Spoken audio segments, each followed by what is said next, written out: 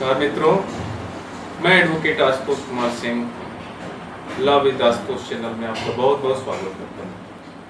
मित्रों, आज हम लोग मुस्लिम विधि में तलाक किस प्रकार से होते हैं इसके बारे में विस्तार पूर्वक समझेंगे कि मुस्लिम में हस्बैंड या वाइफ किस किस प्रकार से तलाक ले सकते हैं। तलाक जो वर्ड है वो अरबी वर्ड है। तलाक को जो वर्ड है वो अरबी वर्ड है जिसका मतलब होता है निर्मुक्त कर देना, रिलीज कर देना, छोड़ देना, संबंध खत्म कर देना, उसे तलाक कहा जाता है। मुस्लिम विधि में तलाक का जो पावर दिया गया है वो मुस्लिम हस्बैंड को ही दिया गया है और कुछ परिस्थितियों में ही वो पावर मुस्लिम वाइफ वुमेन को ही मिला है कि वो किन परिस्थितियों में डाइवोर्स ले सकती हैं। लेकिन जो मुस्लिम विधि के अनुसार जो पावर है, जो लीगल राइट है, वो मुस्लिम हस्बैंड्स के ही हैं कि वो अपनी वाइफ से कैसे तलाक लें। अब मुस्लिम विधि में तलाक किस किस प्रकार से लिया जा सकता है उसको समझने के लिए इसे दो भागों में डिवाइड किया गया है। एक एक्स्ट्रा जुडिशियल डाइवोर्स, एक दूसरा है judicial divorce. Extra judicial divorce वो डाइवोर्स होता है जिसमें पक्षकारों को, हस्बैंड्स एंड वाइफ को कोर्ट में आने की जरूरत नहीं है। वो अपने मुस्लिम विधि के अनुसार जो सिस्टम्स जो तलाक के बनाए गए हैं उस अनुसार वो डाइवोर्स ले सकें। और जो जुडिशियल डाइवोर्स है वो मुस्लिम विधि में बाद में आए, जब वहाँ पे यह लगा कि मुस्लिम जो औरतें हैं उनके साथ कुछ नाइंसाफियाँ हो रही हैं, उनको वो पावर मुस्लिम विधि में नहीं मिला है, इसलिए जुडिशियल डाइवोर्स का सिस्टम कॉन्सेप्ट में आया। उसके लिए एक कानून बना जो है पत्नी द्वारा विवाह विच्छेद अधिनियम 1939 1939। तो यह जो इस वीडियो में हम लोग एक्स्ट्रा जुडिशियल डाइवोर्स के बारे में विस्तार पूर्वक समझेंगे। और जो एक्स्ट्रा जुडिशियल डाइवोर्स का सिस्टम है जो मुस्लिम विधि में है, बिना कोर्ट में आए वो अपने धर्म के अनुसार डाइवोर्स ले सकते हैं, जो धर्म के अनुसार उनको पावर मिला हुआ है मुस्लिम विधि में, जिससे वो डाइवोर्स ले सकते हैं, इसके बारे में इस वीडियो में हम लोग समझेंगे।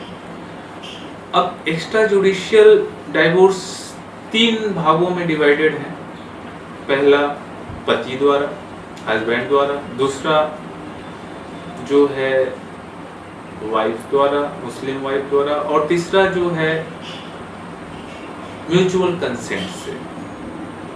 3 भागों में डिवाइडेड है। तो जो हस्बैंड द्वारा पावर मुस्लिम विधि में मिला है, हस्बैंड को मिला है कि वो कैसे डाइवोर्स ले, वो भी 3 डिवाइडेड भागों में है। एक है तलाक, दूसरा इला और तीसरा जिहाद। तो जो पहला पार्ट है तलाक जिसे हम लोग कहते हैं, तलाक भी 2 भागों में डिवाइडेड है। पहला है तलाक उल सुन्नत और दूसरा है तलाक उल बिद्दत। तलाक उल सुन्नत क्या है इसको हम लोग समझेंगे। तलाक उल सुन्नत वह है जिसे रिवोकेबल मतलब प्रतिसंहरणीय, जिसे एक बार देने के बाद कुछ जो पीरियड्स हैं, जो कुछ पीरियड्स उसमें इद्दत काल के अंदर ही अगर उसे रिवोक कर दिया जाए, खत्म कर दिया जाए, तो तलाक पूर्ण नहीं होता है। वो तलाकुल सुन्नत की श्रेणी में आता है। तलाकुल सुन्नत भी 2 डिवाइडेड भागों में है। पहला है तलाक अहसन। तलाक अहसन को मोस्ट प्रॉपर डाइवोर्स सिस्टम कहा जा सकता है। मतलब कि यह वैसे तो तलाक जो प्रक्रिया है वो अच्छी प्रक्रिया नहीं है, लेकिन अगर किसी कारण से उसकी जरूरत पड़ी तो तलाक अहसन जो सिस्टम है वो मोस्ट प्रॉपर कहा जा सकता है, मोस्ट प्रॉपर है। और इस हिसाब से जो डाइवोर्स लिया जाता है वो उसे एक सम्मान की निगाह से देखा जाता है। तलाक अहसन में कैसे डाइवोर्स होता है, इसमें एक बार में ही जो मुस्लिम हस्बैंड है वो वाइफ के तूहर काल वो पीरियड्स होता है जिसमें वाइफ मेंस्ट्रुएशन की स्थिति में, मतलब उसे वो मेंस्ट्रुएशन स्थिति में नहीं है, तो उस पीरियड्स में वो एक बार उसे यह कह सकता है कि मैंने तुमसे तलाक लिया, मैंने आपसे तलाक लिया। और वह 3 महीने तक जो इद्दत पीरियड होता है, इद्दत पीरियड के अंदर अगर उसे रिवोक नहीं करता है, अगर उसे रिवोक ना करे तो वो तलाक पूर्ण मान लिया जाता है। उससे सारे संबंध इद्दत पीरियड के बाद खत्म हो जाते हैं। 3 महीने का जो इद्दत पीरियड होता है उसके बाद वो सारे संबंध उसके खत्म हो गए, वो डाइवोर्स हो गया। अब जो दूसरा पार्ट है तलाक हसन, एक तलाक अहसन होता है और दूसरा तलाक हसन।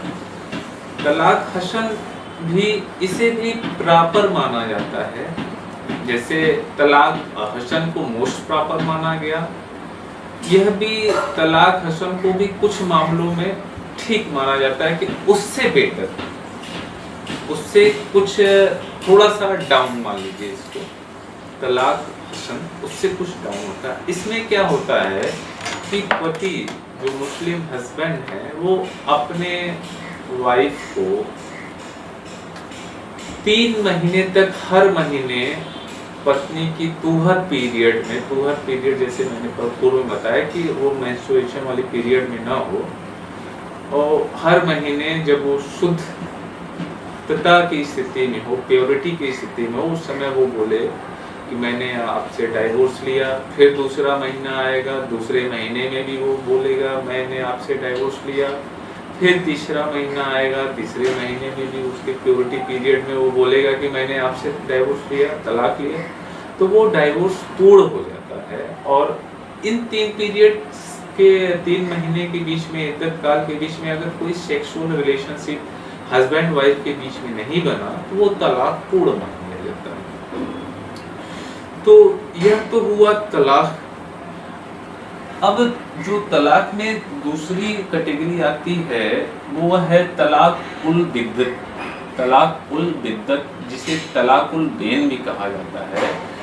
और यह जो डाइवोर्स का सिस्टम मुस्लिम विधि में रहा, यह अभी 1-2 साल पहले तक बहुत ही चर्चित मामला रहा, जिस पे एक एक्ट भी बना और इसको तलाक उल बैन को बैन कर दिया गया। तलाक उल बैन को ही बैन कर दिया गया क्योंकि यह प्रॉपर तरीका नहीं था, इसमें कोई रिवोकेबल का मौका ही नहीं था। इससे इर्रिवोकेबल कहते हैं तलाक, इर्रिवोकेबल मतलब इसको एक बार देने के बाद सारे रिश्ते खत्म, इसको रिवोक नहीं किया जा सकता, मतलब फिर से खत्म नहीं किया जा सकता। और रिवोक हो गया मतलब डाइवोर्स हो गया। इसमें क्या होता था कि पति एक बार में ही जैसे पत्नी को 3 बार बोल दिया कि मैंने तुम्हें तलाक दिया, मैंने तुम्हें तलाक दिया, मैंने तुम्हें तलाक दिया, और तलाक हो गया पति पत्नी के बीच में।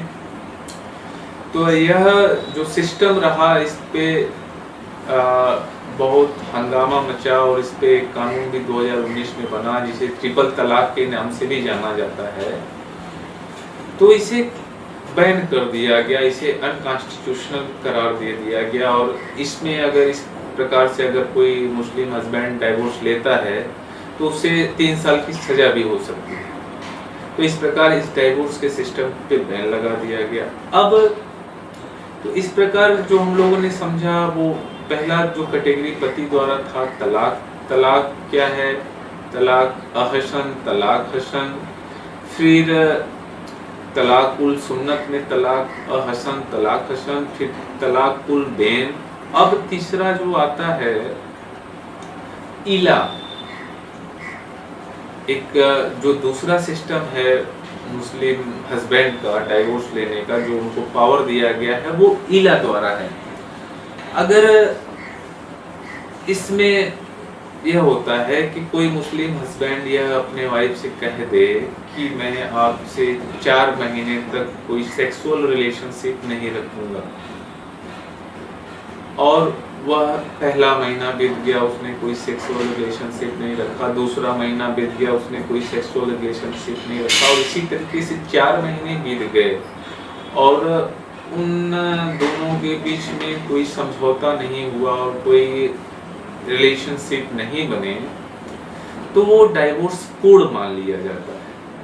4 महीने जैसे ही बीतेंगे वो डाइवोर्स पूर्ण मान लिया जाता है। लेकिन जो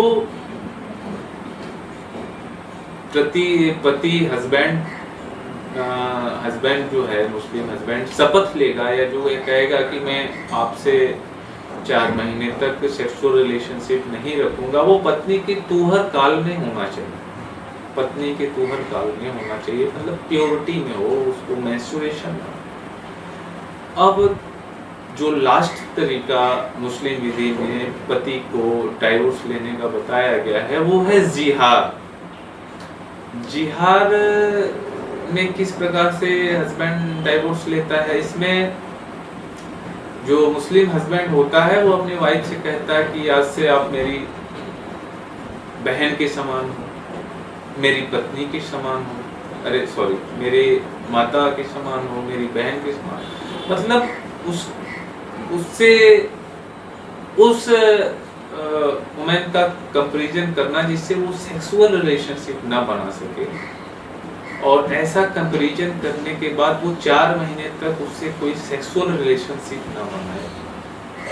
तो 4 महीने बीतने के बाद वो डाइवोर्स पूर्ण मान लिया जाता है। वो माना जाता है कि हस्बैंड और वाइफ के बीच में डाइवोर्स हो गया। तो इस प्रकार हम लोगों ने समझा कि मुस्लिम हस्बैंड मुस्लिम विधि के अनुसार किस प्रकार से एक्स्ट्रा जुडिशियल डाइवोर्स में डाइवोर्स ले सकते हैं, जिसमें उन्हें कोर्ट में आने की जरूरत नहीं है, उनको एक्सट्रीम पावर दिया गया है, वो डाइवोर्स ले सकते हैं। अब तलाक के कुछ विधि मान्य शर्तें भी हैं, क्या होने चाहिए। अगर वो कंडीशंस फुलफिल नहीं है तो डाइवोर्स नहीं माना। अब जैसे क्षमता, जैसे मुस्लिम पति अगर उन्मुक्तता की अवस्था में है, पागलपन की अवस्था में है, अगर उस समय उसने डाइवोर्स लिया या उसने कहा कि मैंने आपसे डाइवोर्स लिया, या जो जो चीज़ों को मैंने बताया उस हिसाब से वो कहता है कि मैंने डाइवोर्स ले लिया है, तो वो माना नहीं जाएगा, उसका क्षमता नहीं है। मतलब एक तरह से जो मुस्लिम मैरिज होता है वो कंट्रैक्ट होता है, तो कंट्रैक्ट भी खत्म होगा उस समय जब उसकी क्षमता हो कि वह उसके अपने लीगल कंट्रैक्ट को खत्म कर सकता हो, लीगल जो संविदा है उसको खत्म कर सकता है। उस अवस्था में होना चाहिए, कोई पागलपन की अवस्था नहीं होनी चाहिए। अब जो उसका कंसेंट होना चाहिए, किसी ने जैसे उसको जबरदस्ती हड़का के धमका के कहा कि नहीं आप अपनी वाइफ से डाइवोर्स ले लो, नहीं तो आपको जान से मार दिया जाएगा, तो अगर इस प्रकार का भी डाइवोर्स उसने लिया है, मजबूरी में लिया है, तो वो भी डाइवोर्स नहीं माना जाएगा। अब जो डाइवोर्स होना चाहिए वह 2 गवाहों के सामने होना चाहिए, मतलब उसके 2 गवाह हों जो यह कहें कि नहीं डाइवोर्स मेरे सामने लिया गया है, मैंने इसको देखा। डाइवोर्स के जो गवाह होंगे वह दोनों या तो पुरुष होंगे, या एक पुरुष एक महिला हो सकती, 2 महिला हो सकती, एक पुरुष 2 महिला हो सकती हैं, या 2 पुरुष हो सकते हैं। लेकिन ऐसा नहीं कि 4 महिलाओं के सामने गवाह दे दिया, डाइवोर्स दे दिया जाए तो वो पूर्ण मान लिया जाएगा। अब जो 2 गवाह होंगे वो एक हस्बैंड की तरफ से होंगे, एक वाइफ की तरफ से होंगे, और 2 गवाह इसलिए रखे जाते हैं कि वह जो इद्दत पीरियड के बीच में वह दोनों जो गवाह हैं, जो हस्बैंड की तरफ से हैं, जो वाइफ की तरफ से हैं, उन दोनों में एक समझौते की कोशिश करें। गवाह इसलिए बीच में रखे जाते हैं कि समझौते की कोशिश करें, और समझौता अगर नहीं होता है तो डाइवोर्स पूर्ण मान लिया जाता है, इसलिए गवाह रखे जाते हैं। अब जो चौथा शर्त है कि वह स्पष्ट रूप से होना चाहिए।